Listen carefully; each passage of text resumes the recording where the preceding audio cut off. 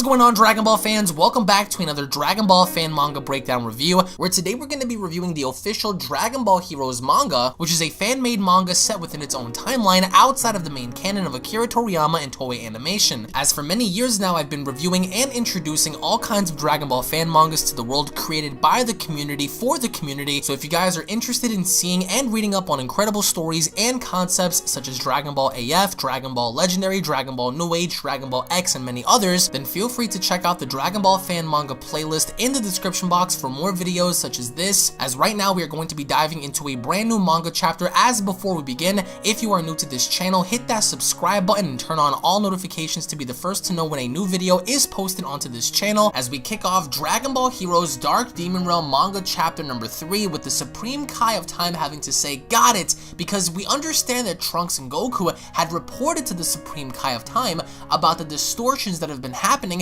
prior to the history events involving Goku and Frieza and many others, but also noticing that Frieza, prior to manga chapter number 2, had one of the Dark Dragon Balls in his chest, which ultimately have granted him the abilities and the powers to become much more powerful than how he was before. As Trunks goes on to state, is the past changing again? As Goku goes on to state the next enemy will also be strong, won't he? As the Supreme Kai says, yeah, but this time we'll split ourselves into two teams. I've discovered a disturbance in two places, so Goku will be coming with me, and Trunks will be going with a new partner. And Trunks is like, a new partner? Like, what new partner? And then out of nowhere, behind Trunks, out of the blue, we see how a voice responds by saying, you won't be acting on your own for long, Kakarot. And that's when Trunks turns around and saying, Dad! As Goku says, so, that new helper is no one but Vegeta, huh? And we get to see how Vegeta is there in all his glory, but he looks different, as Vegeta goes on to state,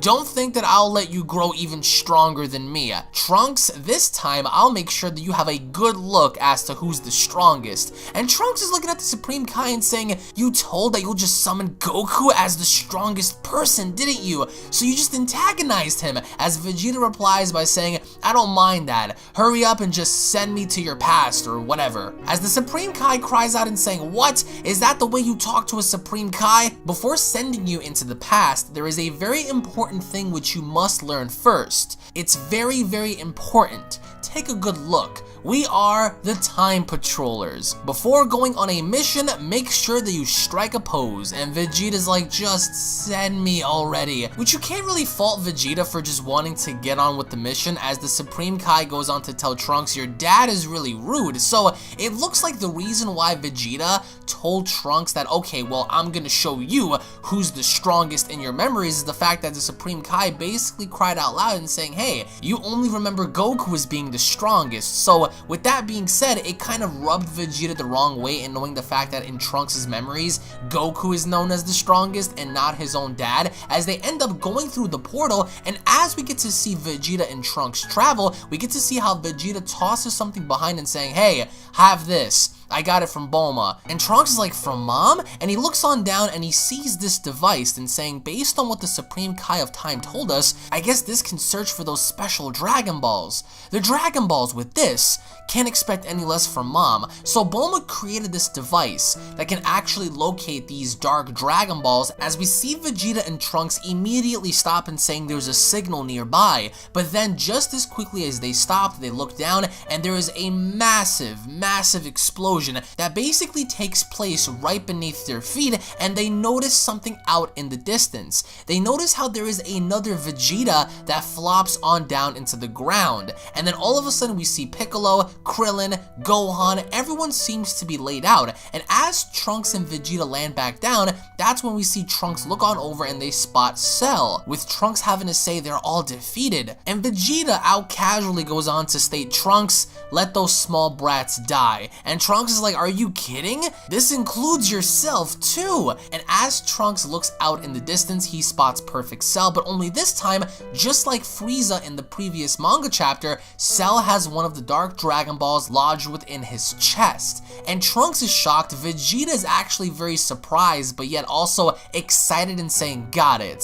So this is what you guys meant about the past changing. Trunks, don't you dare interfere. This is the time of the Cell games. As Trunks tells Vegeta this is not the same Cell from back then. Be careful, Dad. And Vegeta doesn't care. He goes on pursuit in attempts of attacking Cell, and he lands a thunderous hammer strike behind Cell's neck, and he goes on the attack. And I really do enjoy how we get to see a Vegeta versus Cell rematch, because this was a glorious fight way back in Dragon Ball Z, and as Vegeta is kicking him around, kicking him in the back of the neck, punching him in the face, zip-zagging all throughout the air, we see how Vegeta has the advantage in really delivering some thunderous shots. Each time he manages to hit Cell, he bounces right back off in hitting him again, and finally we see how Vegeta springs up in the sky, puts his hands together, and unleashes a massive Final Flash attack.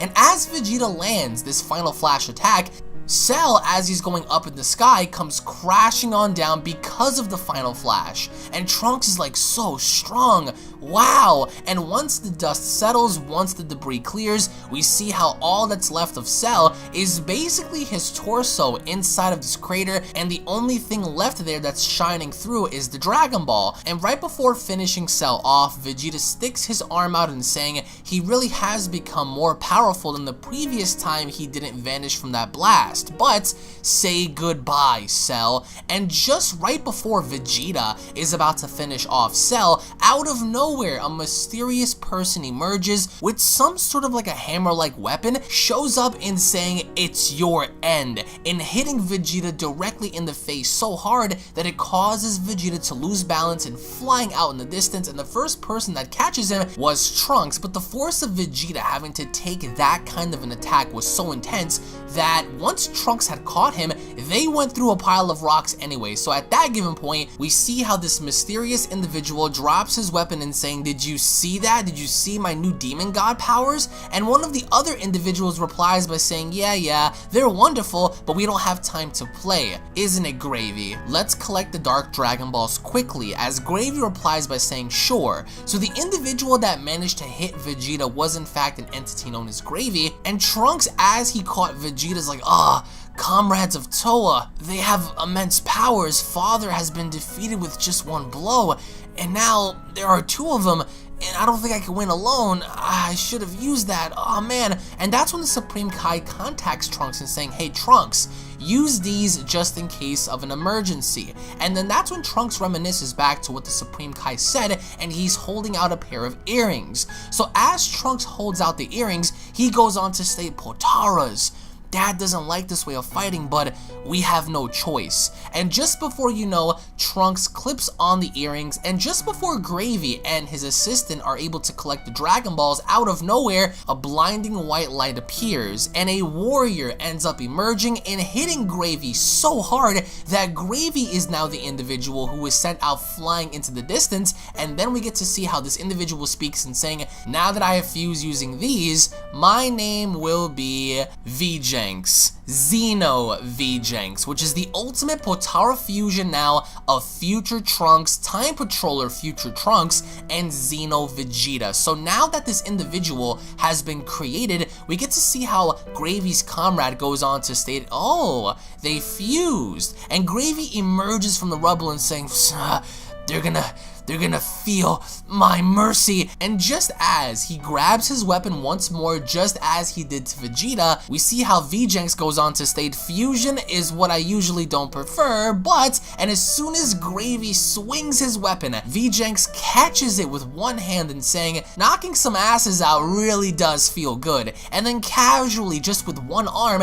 he flicks away Gravy. So now, this ultimately begs the question, is how powerful is Vegeta in comparison to anything we've seen prior? Now, we get to see how Gravy's comrade says, hold on Gravy, our mission is to bring back the Dark Dragon Ball. As Gravy replies by saying, but Putin, I'll never leave after having to be defeated like this. As she replies by saying, I know that. If we leave them be, they'll eventually get in the way of our plan. This is why we'll dispose of them now and leave. And that's when Vegeta actually notices that Cell's Dragon Ball is now starting to be removed. And he begins to get very concerned because now, the minute we get to see the Dragon Ball be hoisted out of Cell's body, the narration goes on to state Cell undergoes a very dark evolution. direction. Now, for those of you out there who don't know, we come to the understanding that over time, this entity known as Cell ultimately becomes Cell X in closing out the manga chapter. Now, we understand that Trunks had to use the Potara earrings because this enemy was even stronger than Trunks and Vegeta separately, having to battle them head on. So with that being said, Vegeta is the direct fusion, the Potara fusion of father and son. But we also come to the understanding that Cell in this timeline looked to have been a bit weaker than Vegeta, because bear in mind, we get to see how Vegeta was basically pummeling around Cell this entire time. Now this ultimately sets up for Cell X, for Super Saiyan, Vegeta. I mean, there's so many things that are going to happen in the next chapter that this all coincides together in Toa's plan in gathering the Dragon Balls for, you know, basically resurrecting her grandfather's youth, which we saw in the first and second chapters in her trying to execute that plan. But also bear in mind that Demigra is still roaming around, and we haven't really gotten a chance to see what Goku and the Supreme Kai of Time have been up to in their attempts in trying to figure out what's going on here. So I really did enjoy this in the simple fact that we finally got to see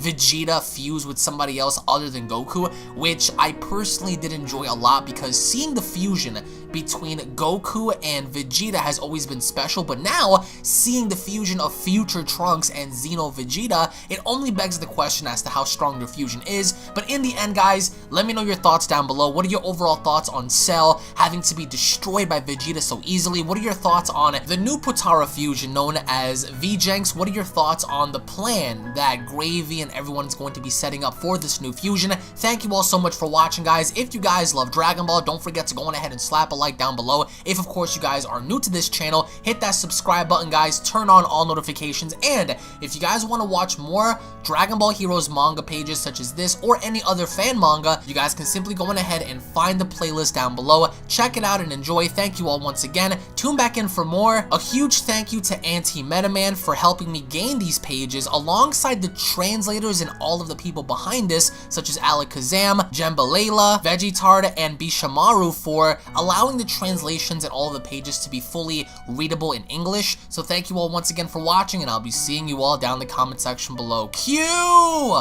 my motherfucking outro, bitch.